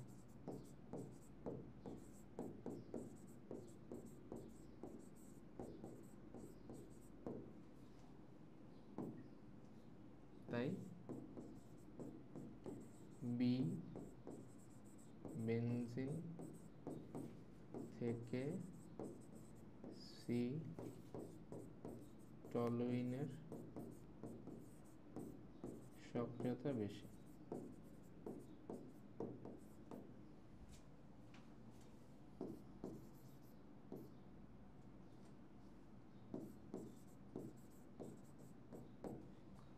তাহলে এটা বোঝা গেল এখানে আমাদের কেন হচ্ছে সি এর সক্রিয়তা ইলেকট্রন অক্সিজেন প্রতিস্থাপন বিক্রিয়া হচ্ছে বি থেকে বেশি হয়। আচ্ছা আমরা তাহলে পরের কোশ্চেনে চলে যাই।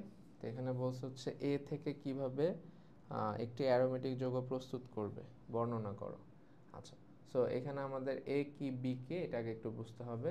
তো এখানে আমাদের কাছে হচ্ছে ক্যালসিয়াম কার্বাইড আছে, এটা পানির সাথে রিঅ্যাক্ট করে হচ্ছে এ প্লাস ক্যালসিয়াম হাইড্রোক্সাইড তৈরি করে।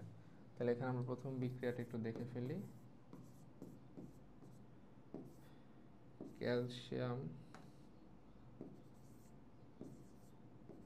কার্বাইড এটা পানির সাথে বিক্রিয়া করে আমাদের হচ্ছে ইথাইন তৈরি করে আর হচ্ছে ক্যালসিয়াম হাইড্রোক্সাইড তৈরি করে।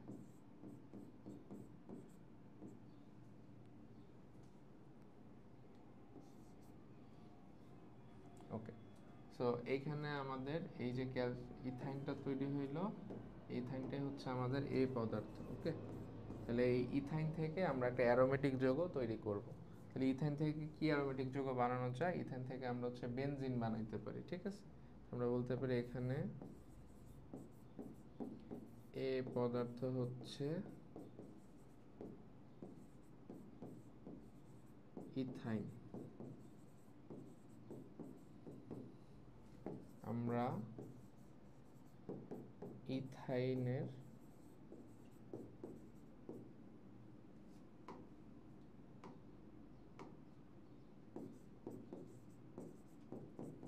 পলিমারকরণ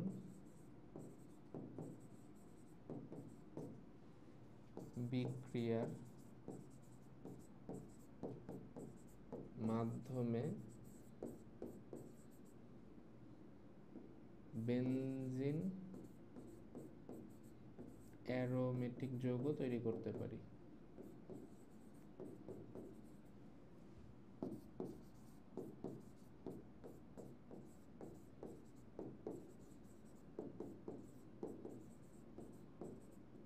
আচ্ছা, তো আমরা বিক্রিয়াটা লিখে দিলেই হবে। তাহলে এখানে হচ্ছে 3 অণু ইথাইন নেওয়া লাগে, যেটা হচ্ছে লোহার উপস্থিতিতে 400 থেকে 500 ডিগ্রি সেলসিয়াস, 400 ডিগ্রি নিলাম সেলসিয়াসে বিক্রিয়া করলে হচ্ছে বেনজিন তৈরি করে। আর বিক্রিয়াটা যদি আমরা ব্রডলি দেখাইতে চাই তাহলে আমরা এটা একটু আগে দেখা আসছে ওই সেম বিক্রিয়াটা এখানে আর কি লিখে দিব। হচ্ছে 3 অণু ইথাইনকে আমরা এভাবে লিখব।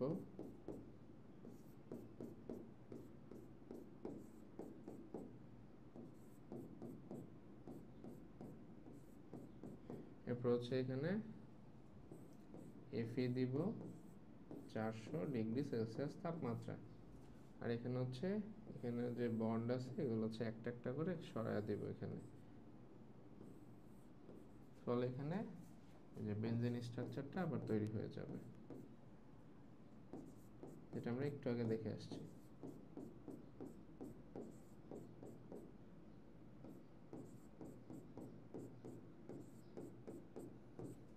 এভাবে আমরা ইথাইনের পলিমারকরণ করে একটা অ্যারোমেটিক যৌগ বেনজিন পেতে পারি।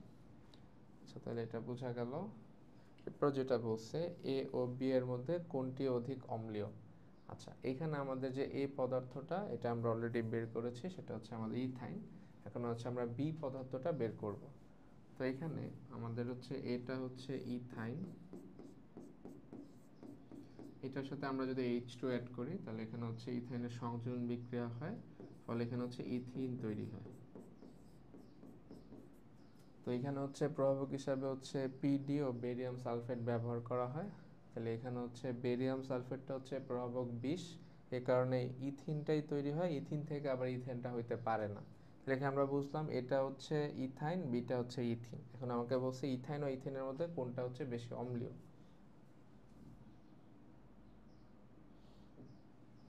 আচ্ছা, এটা নিয়ে আমরা এখানে একটু ডিসকাস করে নিই।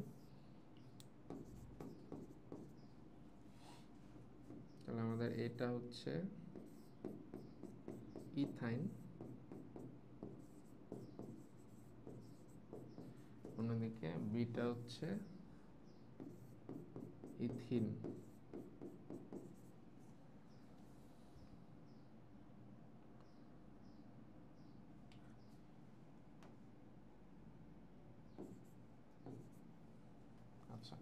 সো এখন এই দুইটার মধ্যে আমাদের হচ্ছে ইথাইনের হচ্ছে অম্লধর্ম বেশি।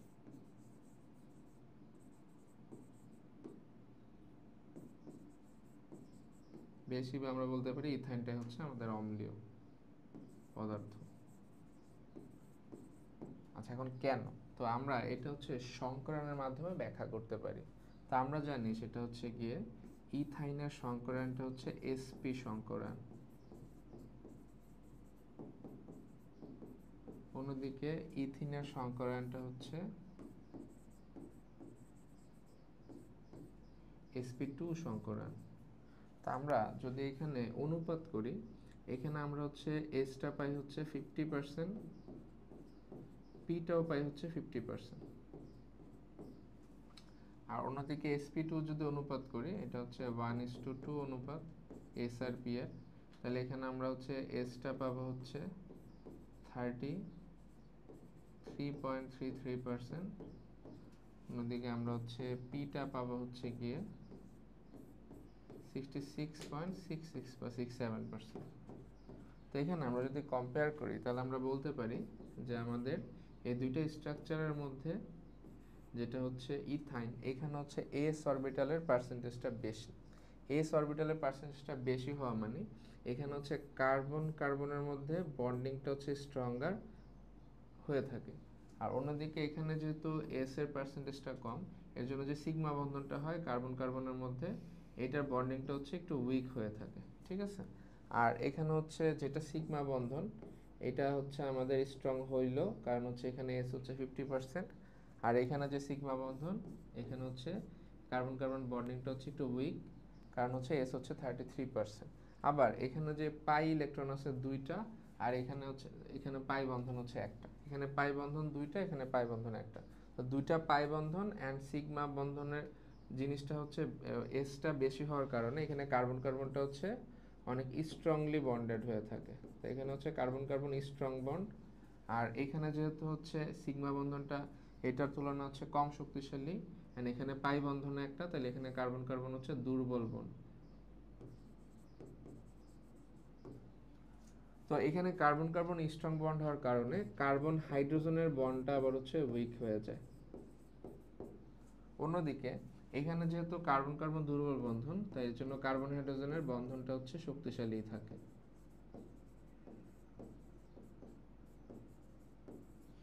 এখানে কার্বন হাইড্রোজেনের বন্ধনটা দুর্বল হয়ে যাওয়ার কারণে এখানে হচ্ছে খুব সহজে হচ্ছে পানির মধ্যে বা জলীয় দ্রবণে হচ্ছে এই হাইড্রোজেনটা হচ্ছে ভেঙে যায়। হাইড্রোজেনটা ভেঙে এখান থেকে হচ্ছে H প্লাস আকারে বের হয়ে যায়, ফলে এখানে সে হচ্ছে অম্লধর্ম দেখায়। আর অন্যদিকে যেহেতু এখানে কার্বন হাইড্রোজেন বন্ধনটা এটার তুলনায় শক্তিশালী, তো এখানে কার্বন হাইড্রোজেন বন্ধনটা হচ্ছে ভাঙে না, ফলে এখানে অম্লধর্ম দেখাইতে পারে না।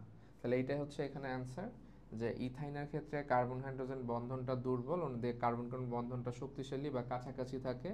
এর জন্য এখানে হচ্ছে এই ইথাইনের CH বন্ধনটা ভেঙে H প্লাস দিতে পারে, এর জন্য এটা হচ্ছে অম্লধর্ম দেখায়। অন্যদিকে এখানে কার্বন কার্বন বন্ধনটা এইটার চেয়ে হচ্ছে কম দুর্বল, এর কারণে এখানে হচ্ছে এখানে কার্বন হাইড্রোজেন বন্ধনটা এটার তুলনায় হচ্ছে শক্তিশালী, এর জন্য এই কার্বন হাইড্রোজেন বন্ডটা ভাঙে না, এর জন্য এখানে H প্লাস আকারও বের হয় না, এর জন্য এটা অম্লধর্ম দেখায় না। তো এই জিনিসটাই আমরা হচ্ছে এখানে এক্সপ্লেন করে রাখছি এক্সাম্পল সহ, তো এটা আমরা এখন একটু দেখে ফেলি। ওকে, তো এখানে আমরা কি বলছি একটু দেখি। এখানে বলা হয়েছে আমাদের এ হতে পাই যে উদ্দীপকের বি যৌগটা হচ্ছে আমাদের ইথিন। উদ্দীপকের বিক্রিয়াটা কি, যে ইথাইনের সাথে আমরা হাইড্রোজেন দিচ্ছি, পিডি ও বেরিয়াম সালফার উপস্থিতিতে আমরা হচ্ছে এখানে বি হিসাবে হচ্ছে ইথিন পাচ্ছি, আর এ হচ্ছে আমাদের ইথাইন। তো এখানে বলছে উদ্দীপকের বি যৌগটা হচ্ছে ইথিন।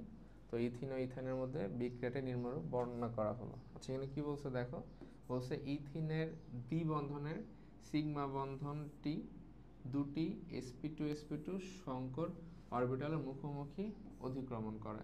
তাহলে এখানে আমাদের যে ইথিন আছে, ইথিনে যে কার্বন কার্বনের মধ্যে যে সিগমা বন্ধনটা আছে, এটা হচ্ছে আমাদের sp2 অরবিটালের মুখোমুখি অধিক্রমণের ফলে এই সিগমা বন্ধনটা তৈরি হয়। তাহলে এই ক্ষেত্রে আমাদের যে sp অরবিটালের বৈশিষ্ট্য, সেটা অনুপাত হচ্ছে 1:2। ঠিক আছে? তাহলে 1:2 থাকে, তো যে s এর যে পার্সেন্টেজ সেটা হচ্ছে 33.33%।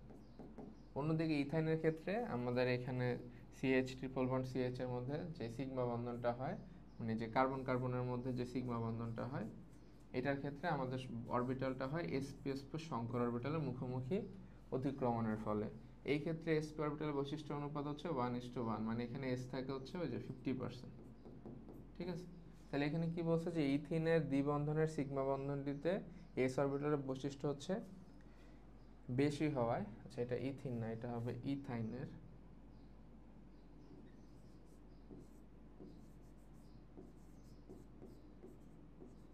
ইথাইনের ত্রিবন্ধন, ইথাইনের ত্রিবন্ধনের সিগমা বন্ধনটিতে s অরবিটালের বৈশিষ্ট্য বেশি হওয়ায় বন্ধন ইলেকট্রন মেঘ উভয় কার্বন পরমাণু নিউক্লিয়াসের অধিক নিকটে টেনে আনে। মানে এখানে যেটা ত্রিবন্ধন থাকে, এখানে সিগমা বন্ধনটা শক্তি বেশি হওয়ার কারণে এই কার্বন কার্বনটা হচ্ছে একটা অনেক কাছে চলে আসে।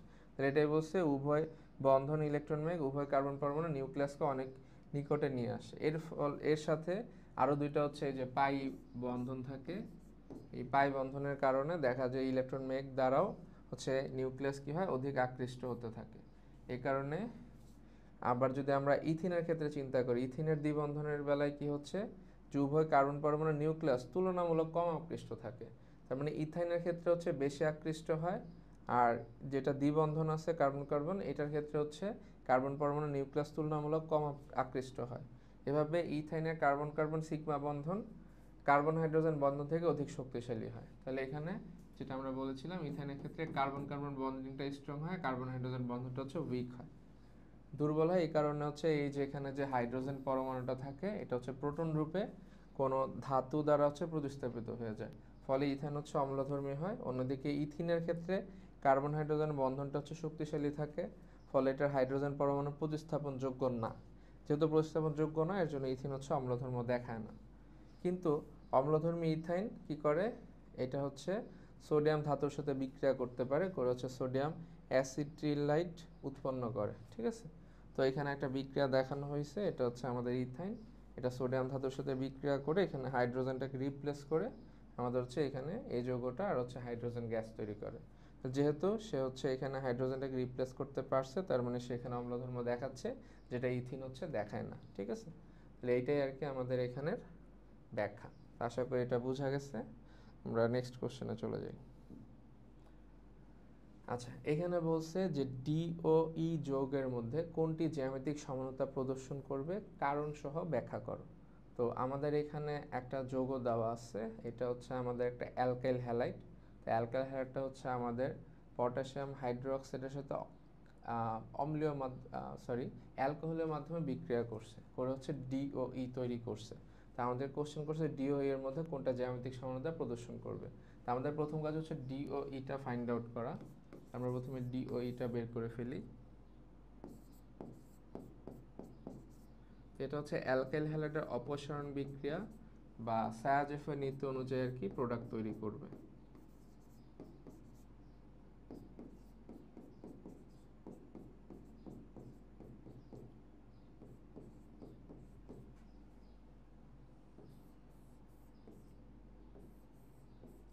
তো আমরা হচ্ছে এখানে প্রথমে যেটা হবে সেটা কি,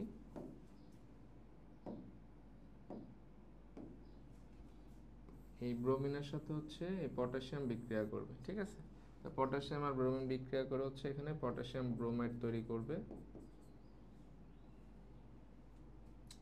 এর পরবর্তীতে হচ্ছে এখানে অপসারণ বিক্রিয়াটা হবে। তো অপসারণ বিক্রিয়া কি হয়, এই যে ওএইচটা থাকে সে হচ্ছে এইখানে এই দুই বিটা কার্বন, যেটা এটা হচ্ছে আমাদের আলফা কার্বন, এগুলো হচ্ছে আমাদের বিটা কার্বন।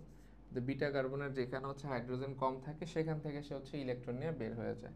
তাহলে এই যে দুইটা পাশ আছে বিটা কার্বন, এখানে হচ্ছে দুইটা হাইড্রোজেন, এখানে তিনটা হাইড্রোজেন, তাহলে এখানে হাইড্রোজেন হচ্ছে কম আছে, তাহলে সে এখান থেকে হচ্ছে হাইড্রোজেন নিয়ে বের হয়ে যাবে। তাহলে OH মাইনাসটা এখানে আসে, এখান থেকে একটা হাইড্রোজেন বা H প্লাস বের করে, তো H প্লাস ও H মাইনাস মিলে হচ্ছে আমাদের পানি তৈরি করে। ঠিক আছে, আর হচ্ছে আমাদের এখানে হচ্ছে তাহলে কি তৈরি হবে, এখানে হচ্ছে ডি যৌগটা তৈরি হবে। তো ডি যৌগটা কি তৈরি করে, এখানে হচ্ছে আমাদের CH3, এরপর হচ্ছে এখানে একটা হাইড্রোজেন চলে গেল হইলো CH,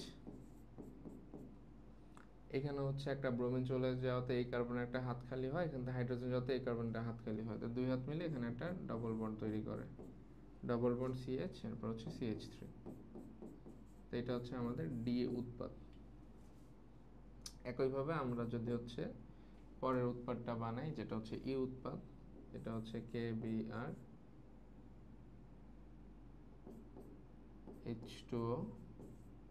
আর এই ক্ষেত্রে যেটা হয় উল্টা হয়, এখান থেকে হাইড্রোজেন বের না করে এখান থেকে বের করে, ফলে প্রোডাক্টটা তৈরি হচ্ছে CH3 CH2 CH double bond CH2। এটা হচ্ছে আমাদের ই উৎপাদ, যেটা পার্সেন্টেজ হচ্ছে 20%। এটা হচ্ছে ডি উৎপাদ, যেটা পার্সেন্টেজ হচ্ছে 80%। ওকে, তো এখানে কোশ্চেন হচ্ছে ডি আর ই এর মধ্যে কোনটা জ্যামিতিক সমানতা প্রদর্শন করবে। আচ্ছা, সো আমরা তাহলে ডি আর ইটা পেয়ে গেছি। আমরা যদি ডি এর নামকরণ করি, এটা হচ্ছে 4টা কার্বন আছে, তাহলে হচ্ছে বিউট, অ্যালকিনের জন্য ইন, তাহলে বিউট 2 নাম্বার কার্বন হচ্ছে দ্বিবন্ধন আছে, তাহলে বিউট 2 ইন। আর যদি এটার জন্য নামকরণ করি, তাহলে এটা হচ্ছে বিউট 1 ইন। আচ্ছা, তা আমাদেরকে এক্সপ্লেন করতে হবে বিউট 2 ইন আর বিউট 1 ইন এর মধ্যে কোনটা জ্যামিতিক সমানতা প্রদর্শন করে। এখানে আচ্ছা, আমরা প্রথমে জ্যামিতিক সমানতা প্রদর্শন করার শর্তগুলো লিখি।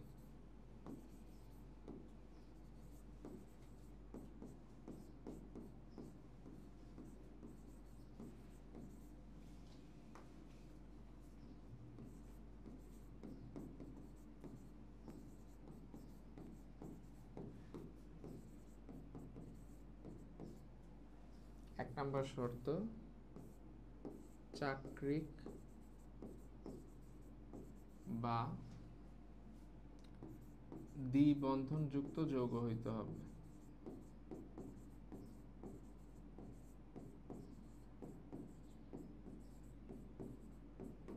2 নাম্বার শর্ত,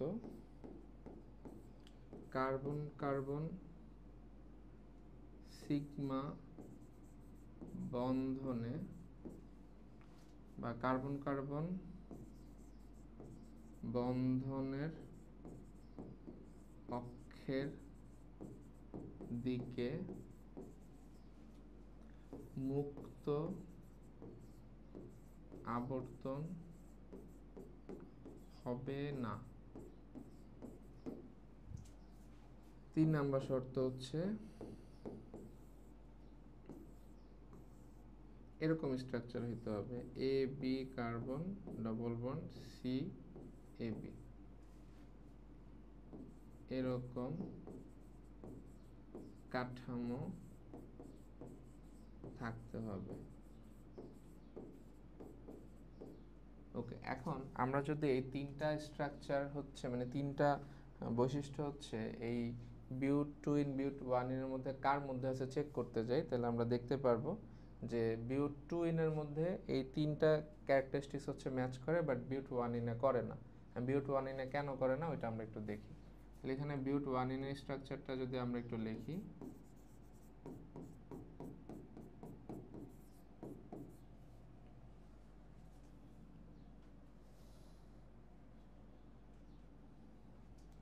এটা হচ্ছে CH3 CH2, তারপর হচ্ছে CH ডবল বন্ড CH2। এটা যদি আমরা একটু বড় করে দেখাই তাহলে এটা কেমন হবে, কার্বন, এখানে হচ্ছে CH3 CH2, এখানে হচ্ছে একটা hydrogen double bond C, hydrogen hydrogen. তো এই যে স্ট্রাকচারটা, এটাকে আমরা যদি এইটার সাথে কম্পেয়ার করি, তাহলে দেখো এখানে একটা কার্বনের 2টা হাতে 2টা আলাদা গ্রুপ আছে, একটা এ একটা বি। বাট এখানে আমরা যদি দেখি, এখানে হচ্ছে এই কার্বনের 2টা হাতে এটাও যদি এ গ্রুপ ধরি, এটাও এ গ্রুপ, মানে দুইটাই হচ্ছে এ গ্রুপ হয়ে গেছে। যেখানে আমার এখানে দরকার হচ্ছে এ এবং হচ্ছে বি গ্রুপ, মানে 2টা গ্রুপ আলাদা হবে। তাহলে যেহেতু এখানে এক কার্বনের 2 হাতে 2টা একই গ্রুপ হয়ে গেছে, তাহলে এটা 3 নাম্বার কন্ডিশনটাকে স্যাটিসফাই করতে পারতেছে না। এর জন্য এটা হচ্ছে জ্যামিতিক সমানতা দেখাবে না।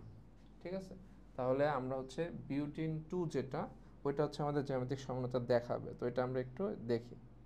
আমরা বলতে পারি এখানে বিউট 2 ইন জ্যামিতিক সমানতা প্রদর্শন করে। আচ্ছা, তাহলে কিভাবে করে দেখো, আমরা এটা স্ট্রাকচারটা যদি একটু আঁকি বিউট টু উইনের জন্য, হচ্ছে carbon, double bond carbon, CH3 hydrogen, CH3 hydrogen. আচ্ছা, তো এইখানে আমাদের হচ্ছে কার্বন কার্বনের হচ্ছে প্রথম যেটা কোশ্চেন শর্ত ছিল যে চাকরিক বা দ্বিবন্ধনযুক্ত যৌগ হতে হবে। সো আমরা দেখতে পারতেছি যে এটার মধ্যে দ্বিবন্ধন আছে, তাহলে ফার্স্ট কন্ডিশন স্যাটিসফাই করছে। সেকেন্ড কন্ডিশন বলছে কার্বন কার্বন বন্ধনের অক্ষের দিকে মুক্ত আবর্তন হবে না। তাহলে এইখানে হচ্ছে কার্বন কার্বনের বন্ধনের মধ্যে যেহেতু দ্বিবন্ধন আছে, তাহলে কার্বন কার্বনের অক্ষ বরাবর মানে এই বরাবর হচ্ছে মুক্ত আবর্তন সম্ভব না। ঠিক আছে, তাহলে এই কন্ডিশনটাও স্যাটিসফাই করে। আর 3 নাম্বার যেটা বলছে এই স্ট্রাকচারটা থাকতে হবে, তাই এটা যদি আমরা একটু এটার সাথে ম্যাচ করি, এটা একটু উপরে দেখাইলাম, ধরো এটা কার্বন কার্বন, এটা হচ্ছে আমাদের এ কাঠামো, এটা হচ্ছে আমাদের বি কাঠামো, আবার এটা হচ্ছে এ কাঠামো, এটা হচ্ছে বি কাঠামো। তাহলে আমাদের দেখো এটার সাথে সম্পূর্ণ ম্যাচ করে গেছে। দুইটা ভিন্ন গ্রুপ এরকম করে এই পাশে এক কার্বনের এই সাইডে আছে, আবার সেম জিনিস হচ্ছে এই সাইডে আছে, তাহলে এখানেও কিন্তু same A A B B. তাহলে 3 নাম্বার স্ট্রাকচারের সাথে বা 3 নাম্বার শর্তের সাথে ম্যাচ করে গেছে, এর জন্য এটা হচ্ছে জ্যামিতিক সমানতা দেখাবে। তাহলে এইটার আরেকটা যৌগ আমাদের দরকার হবে, সেই যৌগটা আমরা এঁকে ফেলি জ্যামিতিক সমানতা এক্সপ্লেন করার জন্য। তাহলে এখানে আমরা কি করব, সিম্পলি হচ্ছে এই যে এই জায়গায় হচ্ছে একটা চেঞ্জ করব, যে কোনো এক পাশে চেঞ্জ করব, দুই সাইডে করা যাবে না।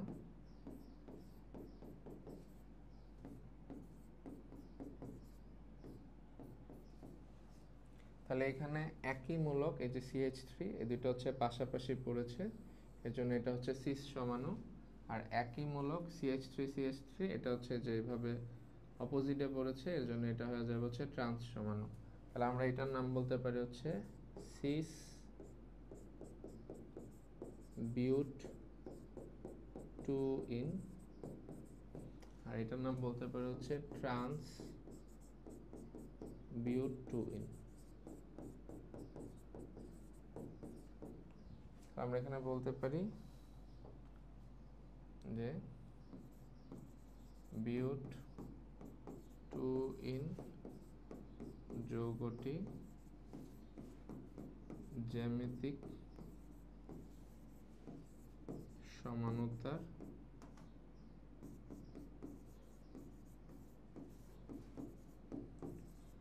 শর্তগুলো পূর্ণ করে এবং জ্যামিতিক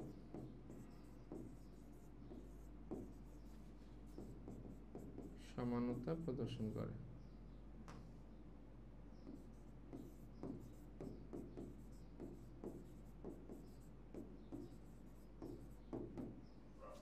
ওকে, সো আশা করি এটা বুঝতে পারছো। এর সাথে আমাদের হচ্ছে আজকের পর্বে সিকিউরগুলো হচ্ছে শেষ হলো। তো আমরা হচ্ছে পরবর্তী পর্বে আরও কিছু প্রবলেম নিয়ে আসবো, সে পর্যন্ত সবাই ভালো থাকো, সবাইকে ধন্যবাদ।